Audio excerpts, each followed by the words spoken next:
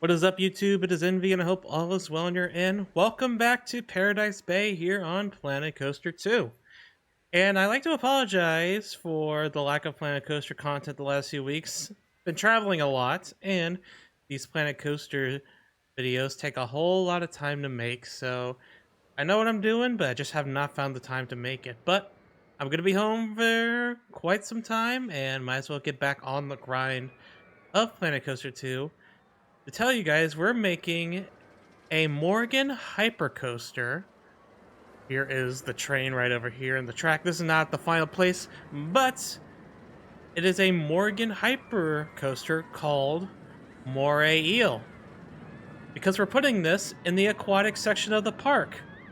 And I think it's pretty gonna be, the chain lift is gonna be resting on the border of Surf City and the aqua area of the park.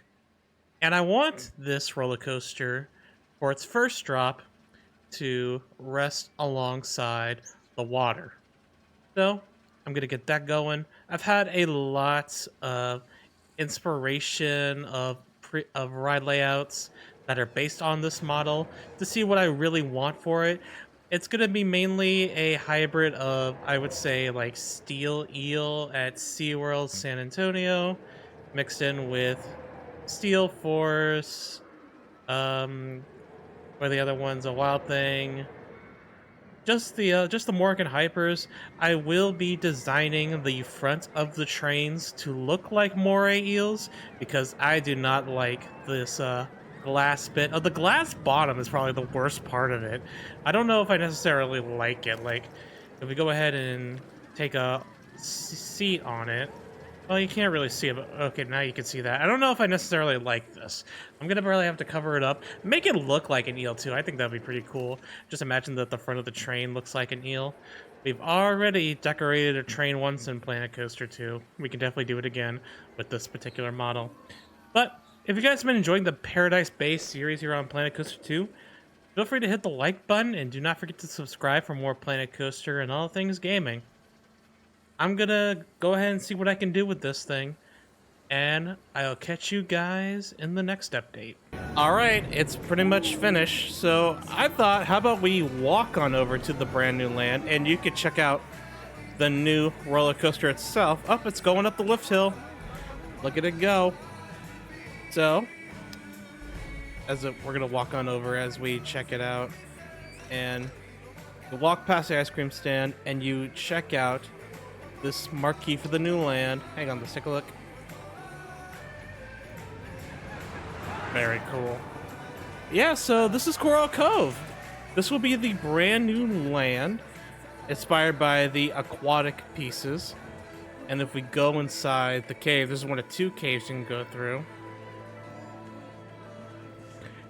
It's basically how you're going to be entering a brand new world. So this cave is absolutely necessary to the brand new land itself. And also, Surf City has a new sign, just so you know you're going into the surfing area.